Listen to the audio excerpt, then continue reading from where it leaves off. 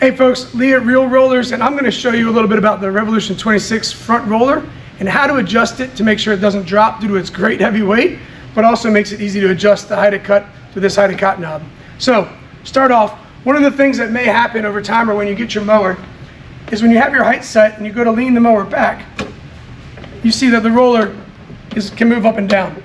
Now the roller will only fall down, and that's due to the weight of the roller. And the way we can adjust this, it will never cut lower. Let me start there. So even if this is moving, every time you put the weight back on the mower, this roller will lock back in at the height you had it set. So in other words, if you come over here and look at this height of cut sticker here, I've got it set at 3/4 of an inch.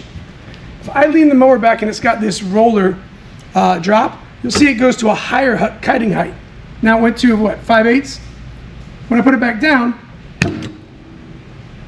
you'll see it goes right back to that 0.75. So there's never a risk of scalping, but the reason it does that is because of the spring-loaded height adjustment lever here, but more importantly, it's because of the weight of the roller. But we've eliminated that, and I'll show you how. You want to grab a 13mm box wrench, as well as a drill with, I would say, a 13mm. Now there's a little bit of finesse to this. What I'm going to show you is the reason it's dropping down the way it is and not staying perfectly is if you come in here nice and close and you look at this pivot bolt here, it's got a locking nut on it. If you don't have a locking nut, give us a call. Some of the containers we started around March will actually now have a locking nut to make this easier. So just give us an email or give us a call if you have a standard nut here. And also on this side, you'll see a locking nut. This is the pivot bolts. So when the roller needs to pivot, it's on these two pieces that it's moving on. Now the reason it's moving is because it's loose. So let me show you how to adjust that.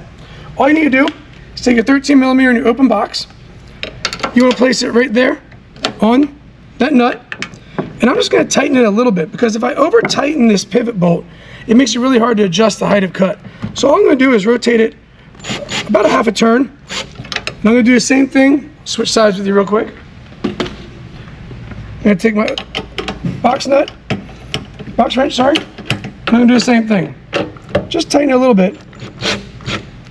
And my goal is to make sure that when I lift the mower up, if you come over here to look at the height of cut, over here, sorry, if you watch this, my goal is when I lift the mower up, it doesn't move at all. Looks like it's still moving a little bit.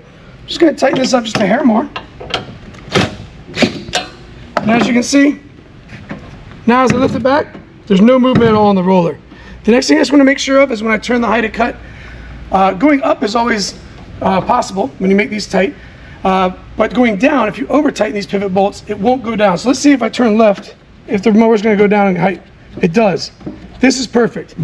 I'm able to adjust my height up and down pretty easily, and the roller's not jumping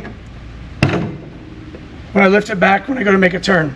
That's how you adjust the front roller on the Revolution 26 to ensure it doesn't drop up and down, and you still have easy access to your height of cut adjustment knob.